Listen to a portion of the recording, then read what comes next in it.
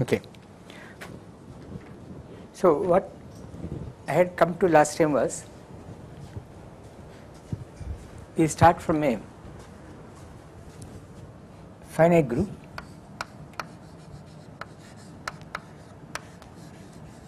which we call G. This leads to the group algebra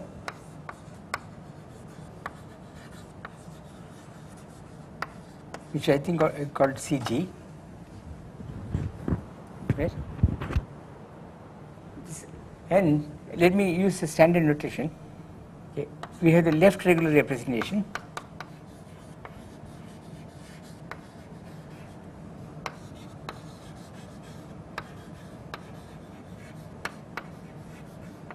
which I can write as CG is acting on CG. This is a notation you often find. CG acts on CG. Okay. And what we were trying to do was to, for the specific case G is equal to Sn, we want to write CG as a direct sum. Okay. Let me call it L alpha J, J going from 1 to sigma alpha, summation alpha, where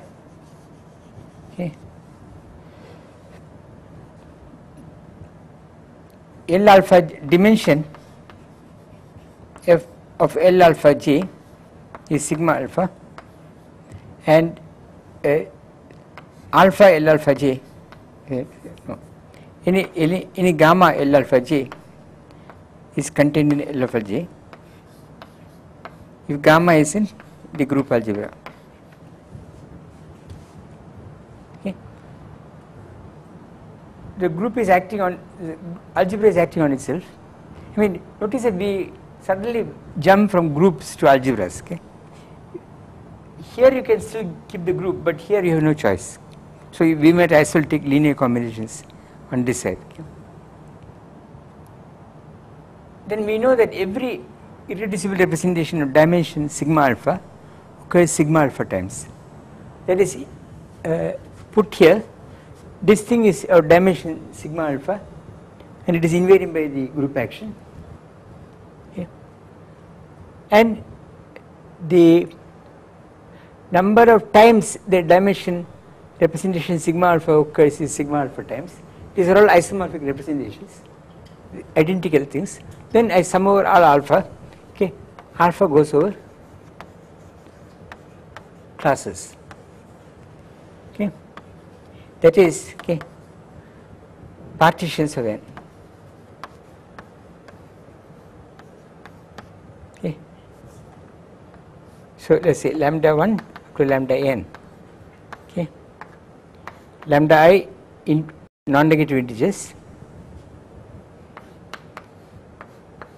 summation lambda I is equal to n. This means non-negative. Okay. So this is a partition of n. Lambda 1 minus lambda 2 gives the number of cycles of length 1 that we in the elements we are considering in the class. Lambda 2 minus lambda 3 gives cycles of length 2 and so on. Okay.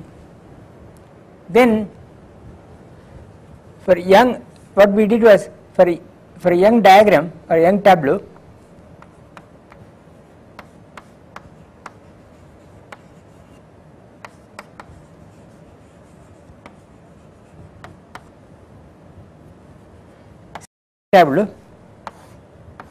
okay,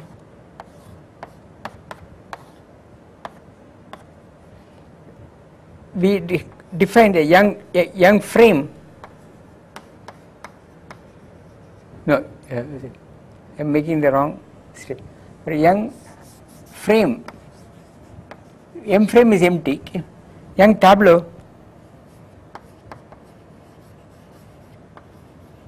is obtained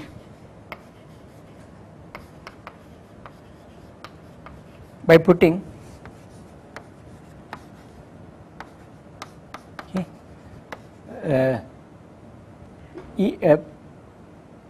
this integers, okay, from this set 1 up to n in boxes.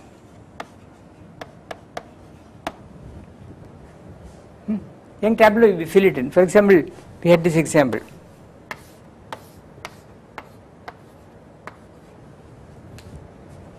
So Young tableau. Okay.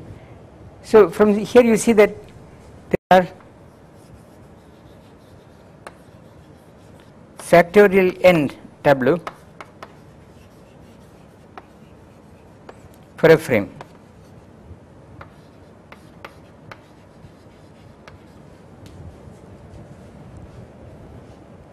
Then associated Young tableau, okay, P, okay. So for a given tableau,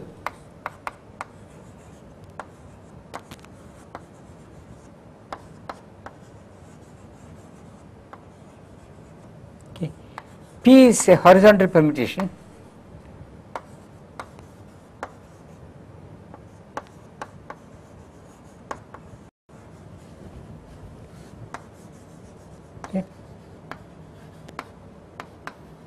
If it permutes, okay, entries only along rows,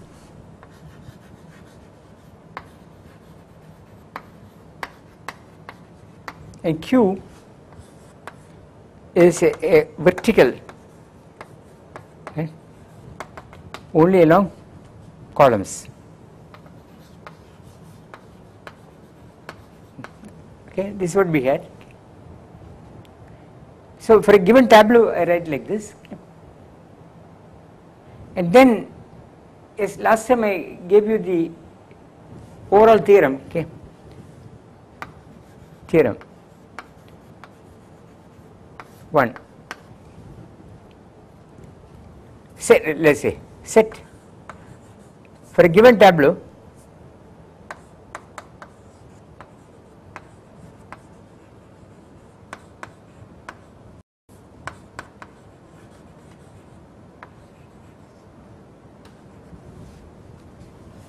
set P is summation P, horizontal of course, Q is summation epsilon Q, Q.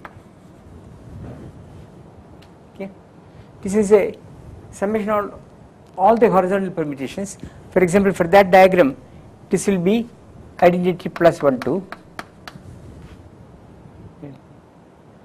This, I think it is 1, 2, yeah. This will be 1, 3. So this will be identity minus 1, 3. Okay. Theorem is 1. This thing CG multiplied by PQ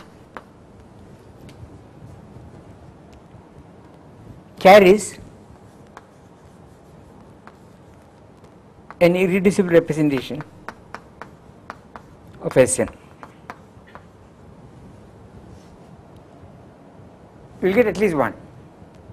Pick one tableau, you get 1. I will try to find all of the L alpha edges in a minute. Okay. Secondly, okay,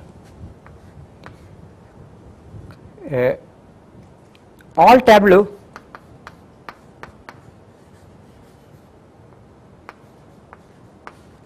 same frame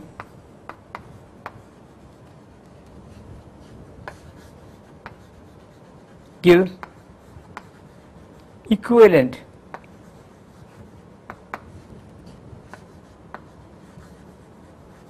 IRS,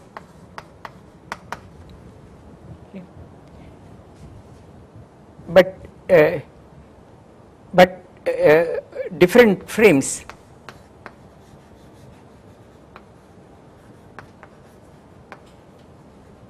give inequivalent IRS. I am not proving it, but I will give you the construction. I mean, the frame described a class, okay. So this is not unnatural, but we have to know how to go from there to a representation, okay. That involves some more work which we won't pause to do, okay? But the rules will be clear. And I checked it, this construction for a horizontal, we checked that if I take this row, this gives you the trivial representation. Okay. I checked it, and I checked that if I take this, okay, you get one-dimensional, okay, 1D representation, right?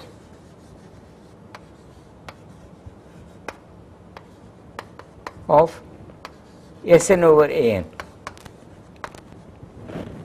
where A is alternating group. Okay, so it is Z2.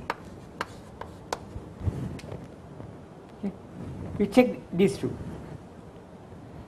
Now, I want to know all the L alpha J's. This simply says that this will give some combination of the L's. Okay.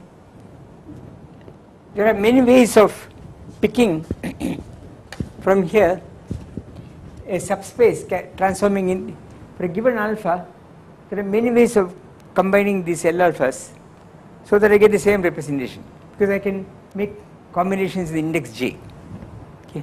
Nothing will happen because the group is acting, grouping acting on the left. So same thing is happening many times. Okay. So I have to have more rules. So let me show you another concept. Okay. It's called standard index diagrams.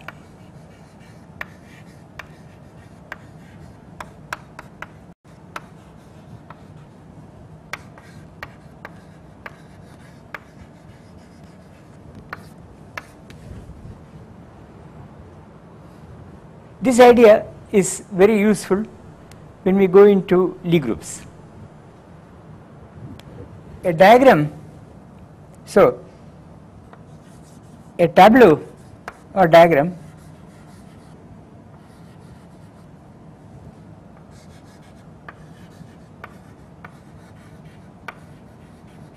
is standard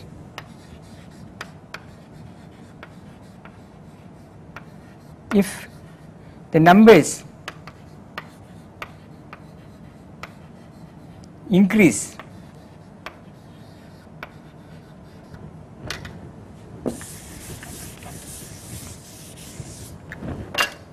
from left to right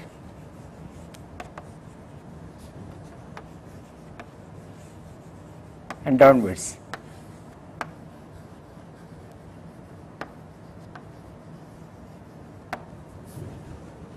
Okay.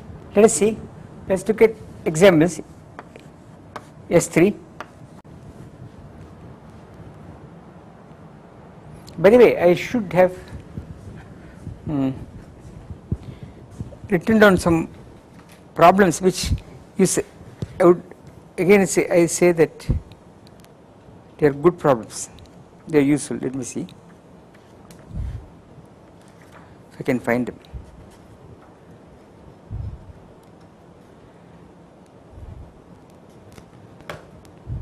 What did I do?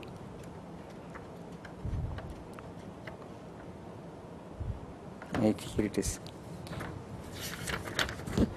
Yeah, I don't know whether I gave this set. Okay, try. Last week I don't know whether I gave them. Okay, 20, 21, 22, then 23, 24, 25. They are not exactly routine problems. Okay, and illustrate some ideas. Okay. There is, for example, one curious problem that the permutation group on 4 objects S4. Okay. S4 is peculiar because it has an invariant subgroup S4. It has some invariant subgroup, so the factor group is S3. Yeah. So it is H is not, so this S3 is S4 divided by H. H is not alternating group. Okay, you can check dimensions. This is 6. This is what? 1, 2, 3, 4. No, 24. Right? So 6 must be divisible. S4 is 1 into 3 into is 24. S3 is 6.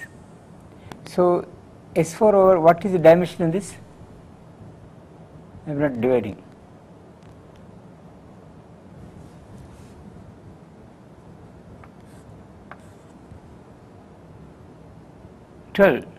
No, 6. What is 24 divided by 6? Huh? 4. So there is a 4-dimensional, H is 4-dimensional. It is, so if you try to, it's a good, it is an interesting problem. It's not obvious. Okay? You have to do little thinking. Okay? You have to look at the way things are hanging around, and after a while you can check. After all, there are not so many groups, finite groups with 4 elements, so you can figure it out. Okay. There are other problems of the similar kind here. Okay. Okay. So I want to look at S3. So standard would be 1, 2, 3.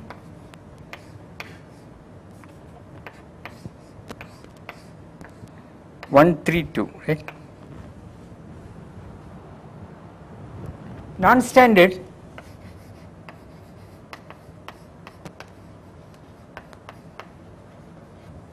will be, for example, 2, 1, 3, or it may be that it is 1 and 2. Say it may be that it is increasing here. Yeah. No. What do I need here?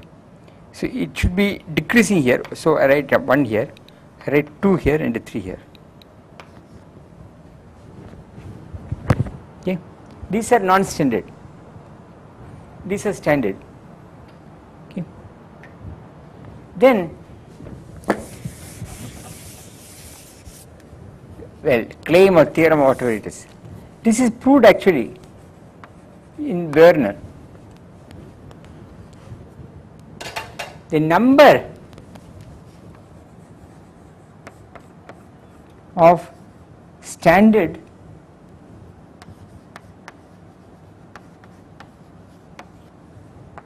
index diagrams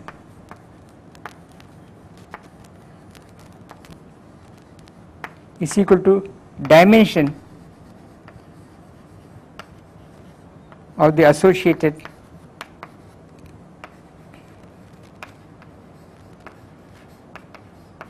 irreducible representation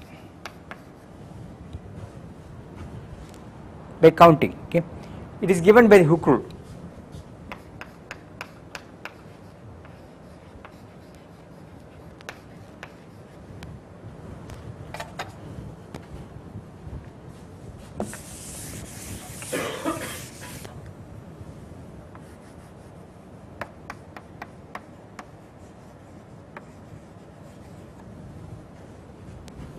For example, here there are 2 standard diagrams. Okay. The Hooke rule also gives you 2. Okay. So for S3, okay, that's right. Standard index diagram. Let me call it SID.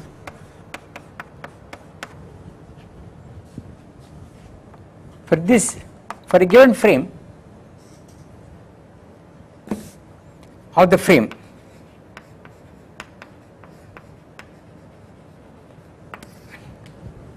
for each frame you get different. Okay, for each frame you have an irreducible representation up to equivalence. Okay, and they are given by, the dimension is given by counting the standard index diagrams. I don't know what the matrix elements are. Okay, Hooke rule. Okay, for this diagram, okay, the SID is 1, 2, 3. 1, 3, 2, yeah. Okay. So dimension is 2,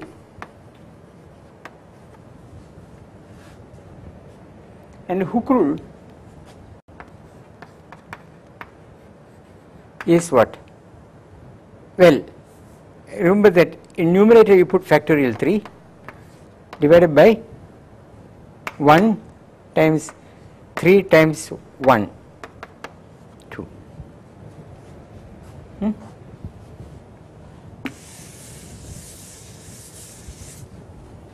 You can try more elaborate things. For example, I don't know, S4. Let me. So I need a partition, no? So let me take 3 and 1. No? Lambda 1 plus lambda 2 is 4, and there are no more. Just for exercise.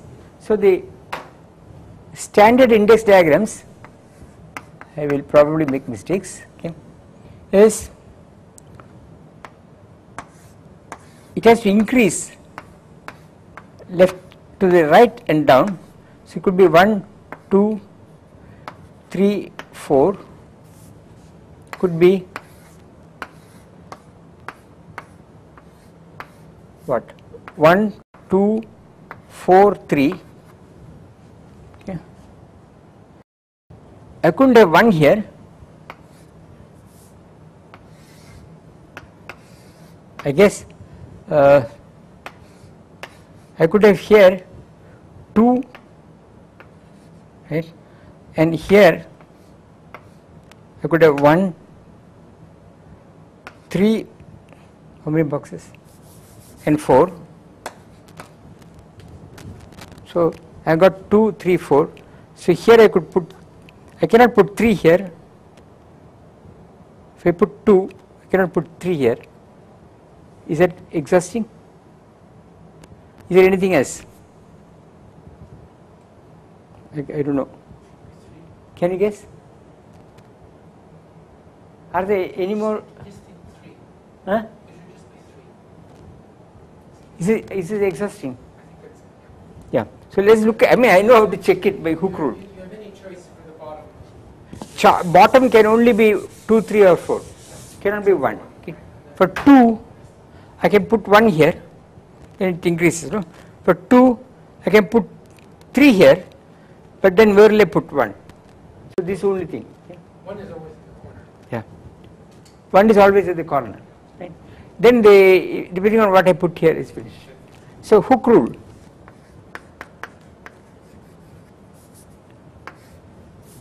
Will be factorial 4 divided by Hooke length 1, 2, then 1, 2, 3, 4, 1, right?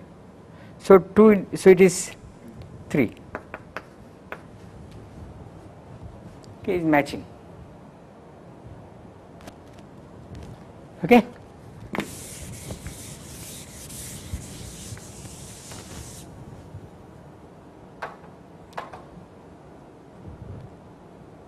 Is it okay? Now, here is a grand theorem finding, okay, L alpha j and its basis put within comma explicitly.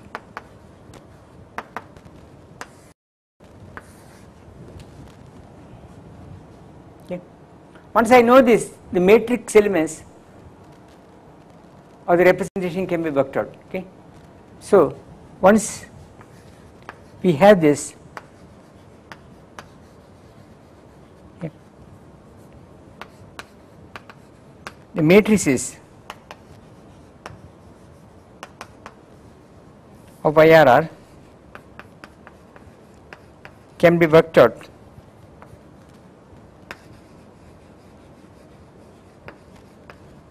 by acting on the basis.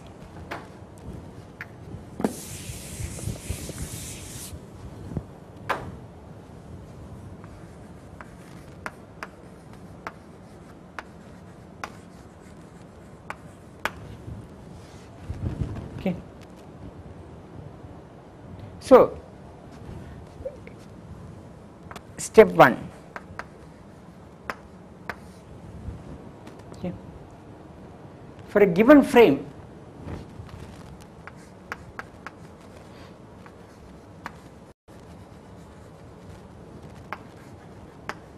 so I am fixing the frame. Okay. Where, which is IRR of dimension sigma alpha, which I now call D for simplicity, which we now call D for a moment.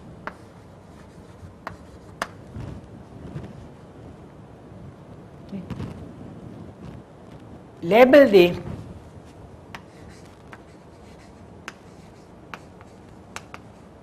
standard index diagrams as T1, T2 up to TD. Okay. You label it. Then, so these are diagrams. Okay. Let phi j in Sn be the permutation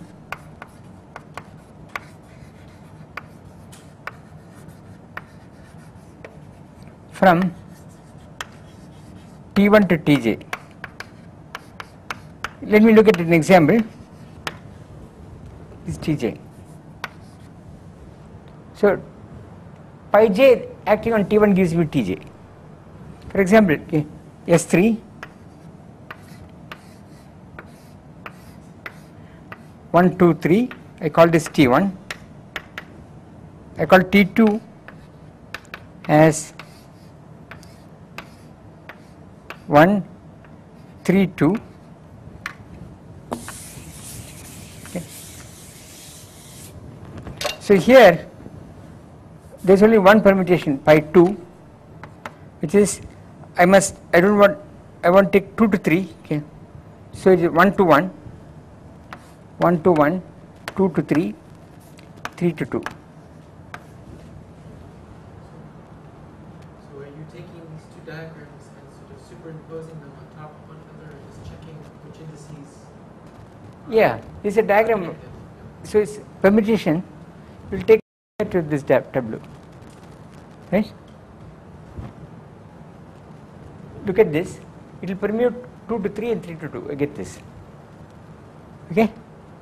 Particular one is always fixed. Huh? Particular one is always fixed. One In this case. No, but in all cases. Is that true? When you pull the diagrams have one in the corner. Always. Yeah. Why is that so? Because it has Oh, it is increasing. Okay. Yeah, I guess so. Bit suspicious of yours. Maybe so. Yeah, I think.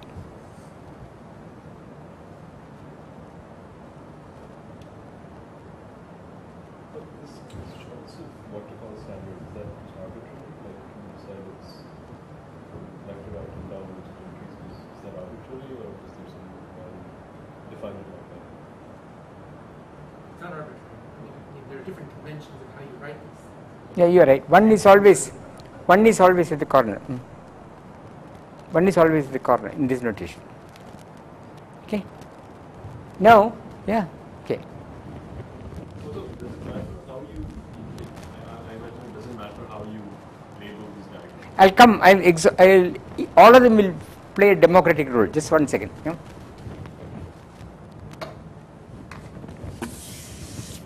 Let PQ be associated with T1.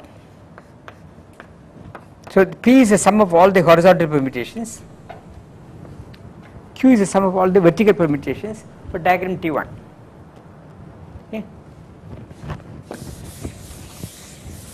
Then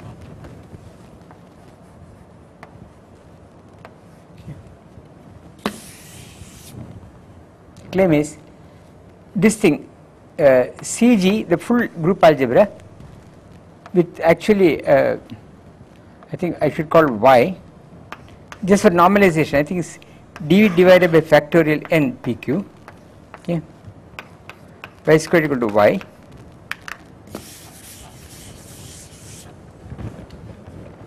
Okay. I just normalize it with constants, so it is like a projector, okay, carries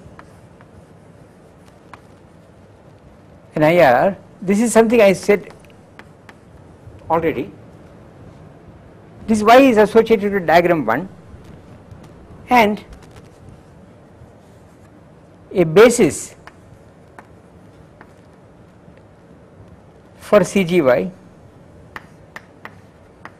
is simply the following: Y, pi 1, pi 2 Y, pi 3 Y, etc. pi dy. Yeah. So pi 1 Y is regarded as 1.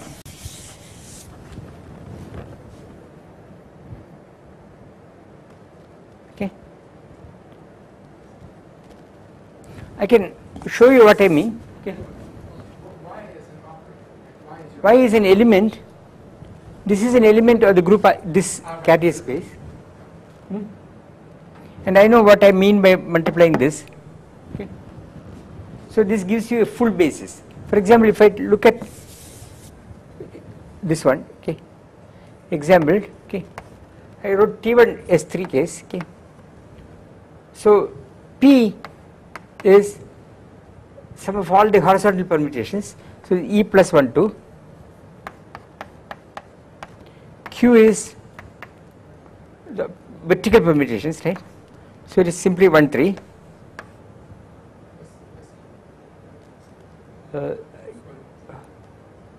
Horizontal E is the sum of all the 1 3 is vertical. Do I need E? I am a little bit confused. 1 second.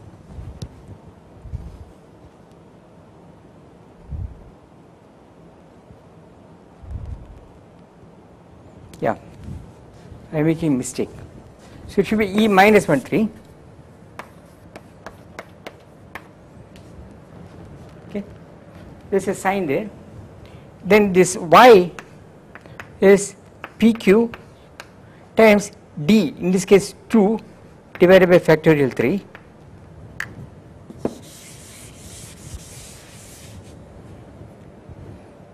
And the basis is Y, and then I see what is the permutation. It takes, here it is 2 3, right?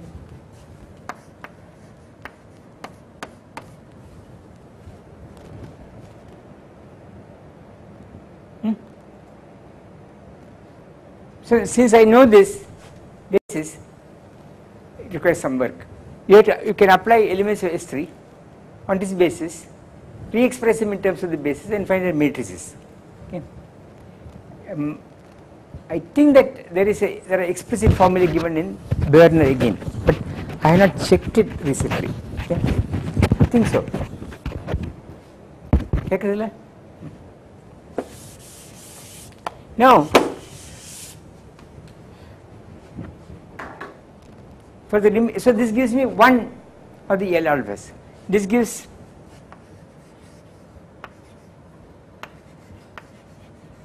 one of the L alpha J.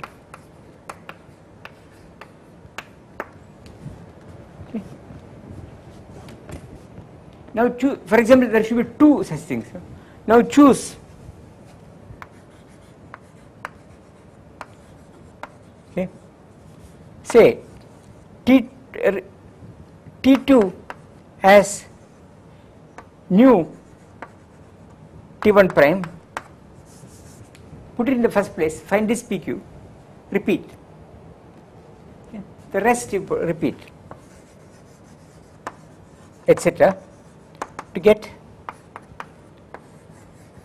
all L alpha J.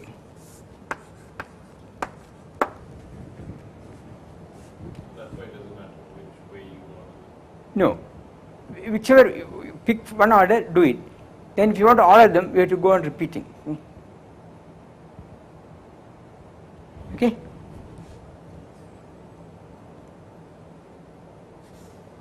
And this is actually direct sum of all the whole thing. There is no. It is actually direct sum.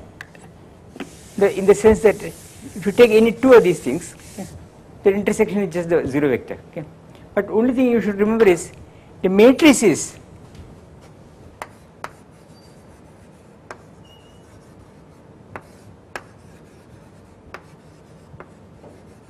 of Sn in this basis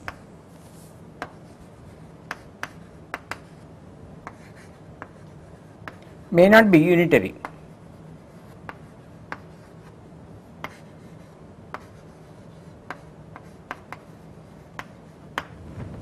Okay. But you can make them unitary by change of basis, okay. But can be made unitary by general theorem, no? By a change of basis.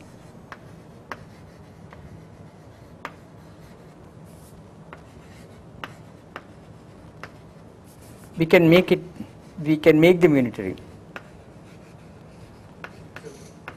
One second.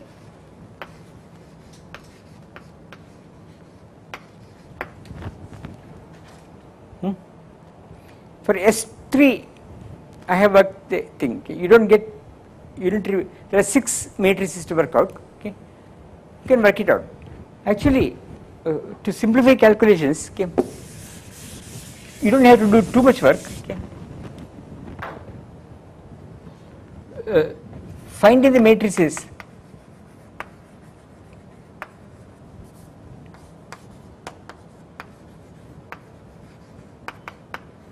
is simplified by following.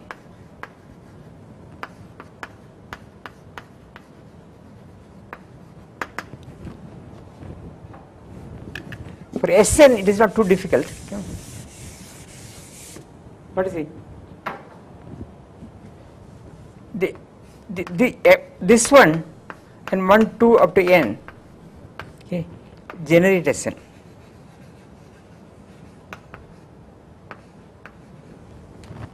That is, if you know one permutation, one transposition, the fully cyclic permutation, then you can generate all elements of Sn. Okay. So you need to do only this to find only this and that. Okay. From there you can, by simply matrix manipulation, get everything. Okay. The reason is the following. Let me call this A and call this B.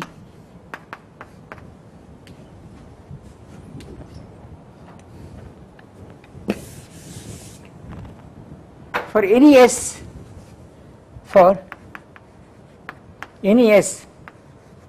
in Sn is a product of transpositions.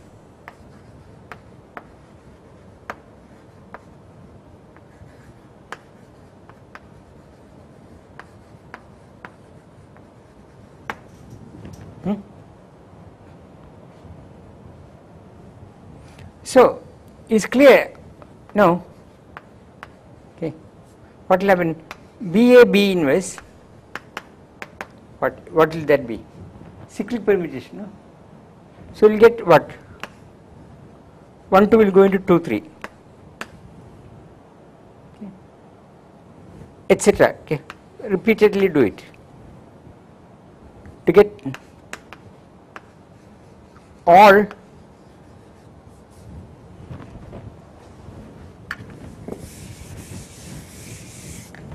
elements like k plus 1.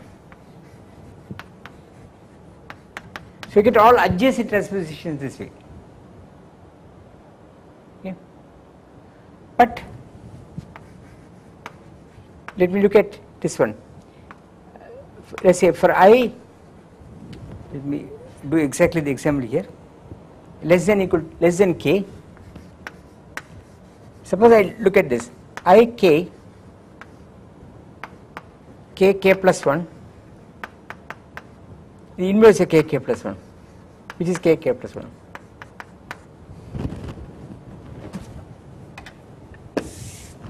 What will happen? k plus 1 goes to k, k goes to I, right? That's it, no? So k plus 1 will go to I. K plus 1 goes to k, k goes to I, nothing. Eh? K goes to k plus 1, so k doesn't change.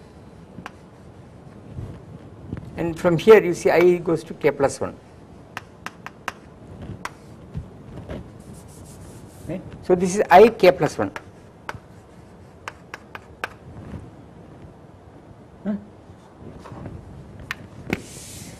Right?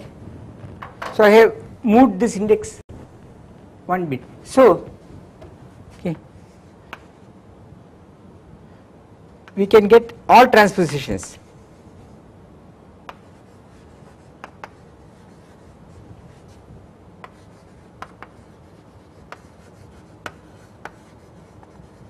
From adjacent ones. Yeah.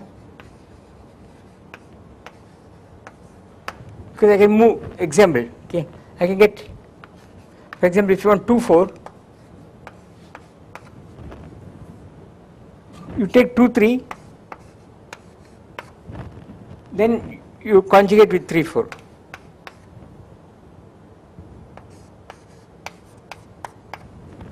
So I can move it one step, okay, 2, 4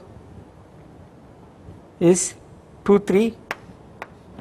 So this adjacent, adjacent, adjacent, but I moved it one step. So they are 10 steps apart. I start and go on doing. Okay? Step by step, I move it out. So I get all transpositions, but any element of the permutation group is a product of transpositions. So I get all of the permutation group from these two elements. Okay? So if you calculate that, you can do the rest. You can just rest is a routine activity. Yeah. What? So, okay. So I will suddenly stop finite groups here. Okay, there is suddenly, not suddenly.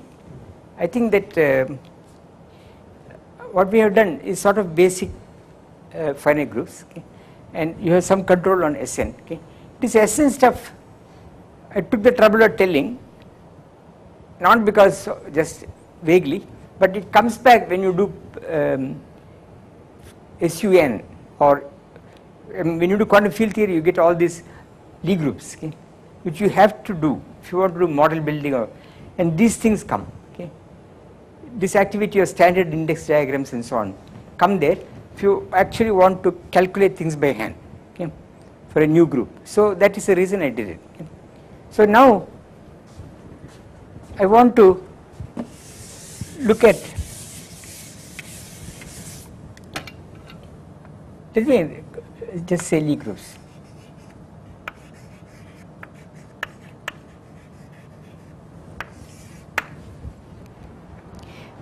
Finite groups play a very important role in molecular physics. Okay. They are the stuff of which molecular physics, much of molecular physics is made of. For example, when you say that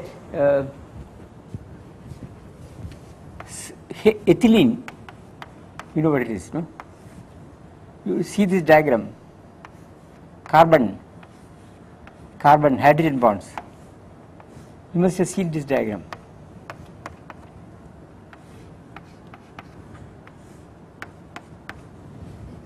Huh? Ethane or ethylene, I think that is the same. No? Oh, ethane. But ethane, ethylene, what is the name between friends? It's okay. I thought it was ethylene. Ethane, this one. When you study molecular shapes like this in the so-called Born-Oppenheimer approximation, you are giving rigid, molecules are treated as rigid bodies in some approximation, which is good approximation for low-lying levels, rotation levels, okay, what they call. Now, what happens is, how does a finite group come here? It comes in the actually quite remarkable way, because what they call symmetry group are the rotations around this center of mass of the system, which leave this thing figure unaltered. What do you think it is? It is some very peculiar group. For example, I can take this axis, okay, and rotate the whole figure by pi. This hydrogen will go there, that will go there, nothing will happen, right? So it's a rotation by pi around one axis. Okay. Then you can rotate by pi around this axis. It nothing will happen. Then you can rotate by pi by the normal axis, right? Again nothing will change. So what happens? The symmetry, what they call symmetric group of this is a dihedral group. Dihedral group, I think it's called D4. Yeah.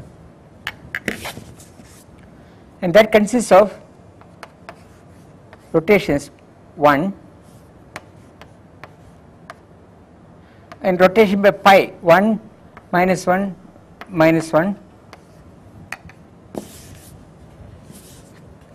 then it will be minus 1 1 minus 1, then you have what, one more possibility, what is it, 2 minuses here, 2 minuses here, minus 1 minus 1 1, right? This is called dihedral group. There are 4 elements. But sorry, 8. No. Rotation, no. Because you can have sort of a diagonal symmetry. No, it won't. I see. So it's only the declining group.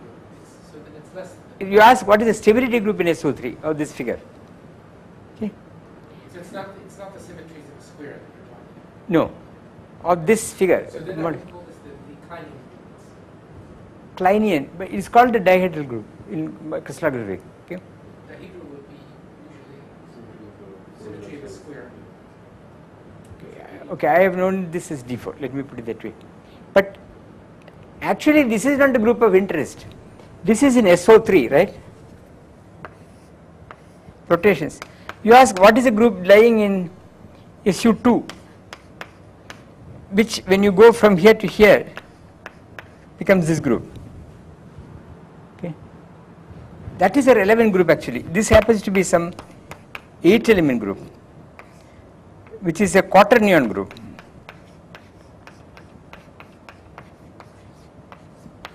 But these are the Pauli matrices. Okay. Namely, if you, so how do I find this? Actually, the interesting group is not this, but SU2. That is actually what controls rotations. Okay. So you want to know what this looks like in SU2. So when I take this and I quotient by Z2, this must go there. Okay. So under the same Z2 quotient, this goes here.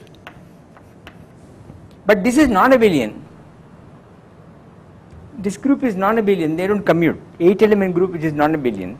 So when you start looking at quantum mechanics of ethane, you find that this plays a role, and you can see spectra which are controlled by this activity, by this group. Okay, and some very funny things happen. Okay, so all of crystallography and molecular physics is, you get all these groups: octahedral group, icosahedral group, dodecahedral group. They are twofold coverage. All these things come.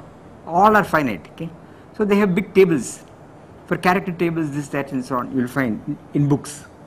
Okay, so for crystallographer or for people doing molecular physics, the finite groups are very important. Okay, or discrete groups are very important. But for quantum field theory, dominantly, historically, the Lie groups have played a much more important role. So we now shift there. Now, how will I describe a Lie group? And with a mathematician sitting in the audience, I am afraid. Okay, but I can, of course, do one thing. Roughly speaking,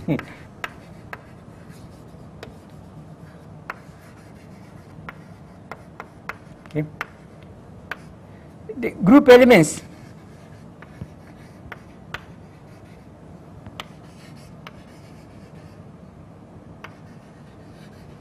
are parametrized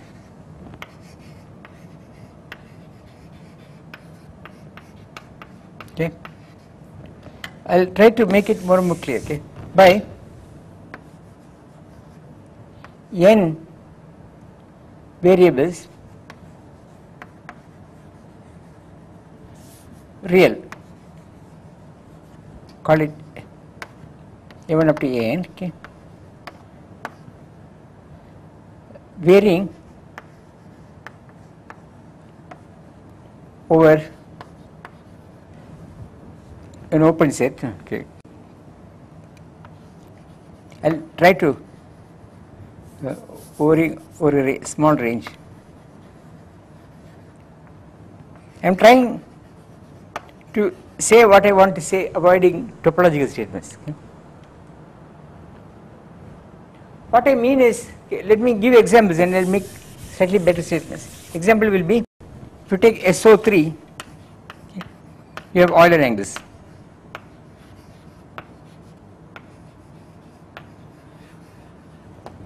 Alpha, beta, gamma, okay, and they are varying over some small range. So more precisely, slightly more precisely, okay,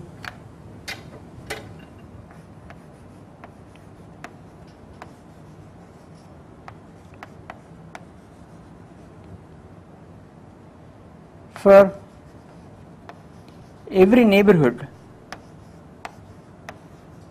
in BD's neighborhood P in the Lie group G, there are more conditions, I'll tell you. Okay.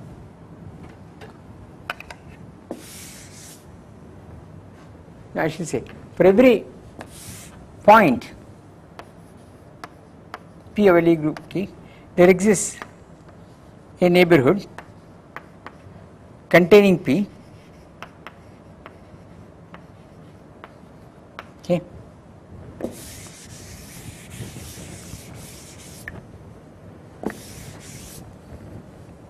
which, okay, is homeomorphic, that is, looks like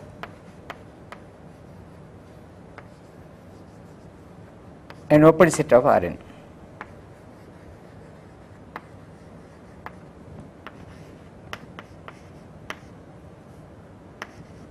So for every P, for example, I can find some small neighborhood and you can introduce coordinates here. Okay. So for each P I can introduce coordinates phi. So looks like means these are the coordinates, just phi 1 of P, phi n of P. It is a manifold. A topological Lie group is a manifold. Okay. So locally, okay, you can introduce coordinates. Okay, let me write A1. There are more conditions on this. Okay. So let me call it A of P. These are the coordinate functions, and you can map each open neighborhood into coordinates. Okay. For a Lie group, this is true for every continuous group. For a Lie group, so can write, I will not require greater precision, G in G as G of A.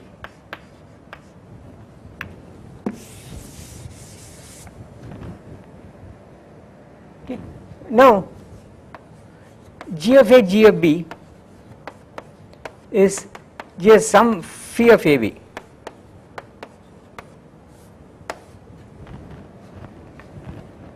Okay. For a Lie group, we require, these are sufficiently small coordinates around some point. For a Lie group, we require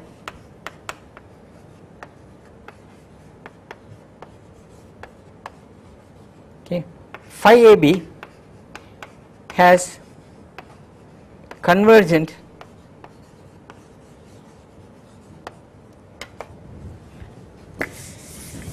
we won't use the such heavy remarks, okay, powers, but I will say it for completeness.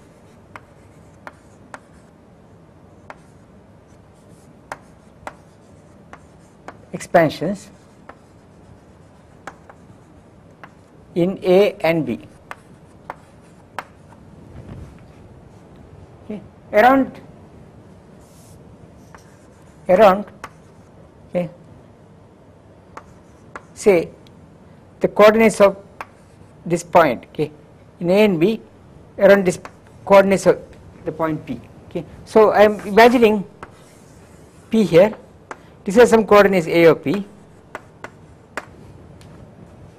These are coordinates. Then I take 2 points here, sufficiently close to this. Okay. There are 2 group elements there. I multiply, I get some phi. This phi must have power series expansions which converge to the original function in that neighborhood. Okay. So what this means is that these are analytic functions, right? Once the convergence is there, okay, these are analytic functions. So phi is an analytic function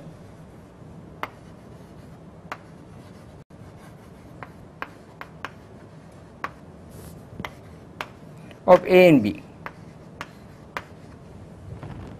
in some small, because this Taylor expansion is converging, so you can analytically continue it in some small neighborhood. You can complexify the neighborhood. Okay. So this last requirement will not be put if you consider generic topological groups, okay, which are looking like Rn. This I don't know anything about them. Okay. I think there are such things, okay, where the composition phi has no particular smoothness properties besides continuity. Am I right?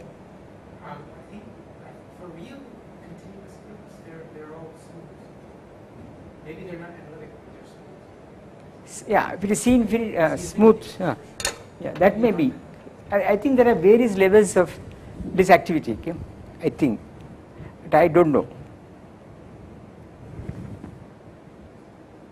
I think that there are various levels of activity because in the infinite dimensions there are all kinds of topologies I find when people consider. Infinite. Yeah. So but anyway, we are not going to be bothered, okay, with all this. Okay. This is just to introduce you on how we are generalizing the situation. So the dimension in this case is n. Okay.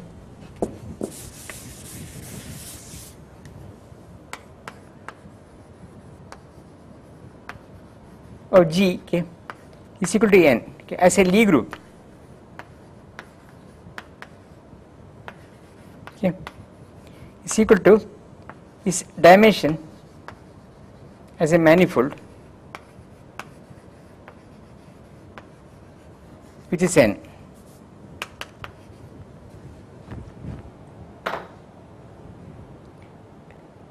So it is a manifold. Okay, for a generic manifold there is no requirement of phi. There is no phi. You can't multiply points of a manifold. Okay, for a Lie group there is this additional structure which is compatible with this manifold property. In the case of a manifold, these functions are required to be, I think, infinitely differentiable. Okay? But here we require analyticity. Okay? But these are all sophistications which we need to worry about only if we encounter them, I think. Okay? You also need to be able to do the expansion for the inverse as well. Yes. Okay. Yeah. Yeah. I had to say yes. I had to say there's something called the group germ. I think while Hermann, I'll come to that in a minute. There is some neighborhood.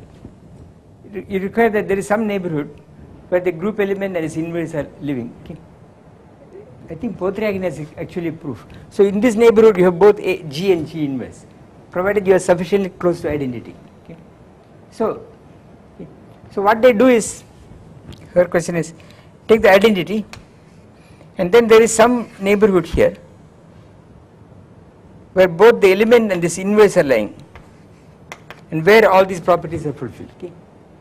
And this is, I have reason to discuss this later, and then here that kind of a relation is fulfilled for both the original group and the inverse group, inverse of the group element. Okay. And from here you can translate this by multiplying the whole thing by some g, h, and find a similar neighborhood everywhere else. Okay? So I would say don't worry, because I will next time snow you tomorrow with lots of examples, so you know what I am talking about. Okay? And they are less complicated than all these precise definitions. Okay? So I will do that next time.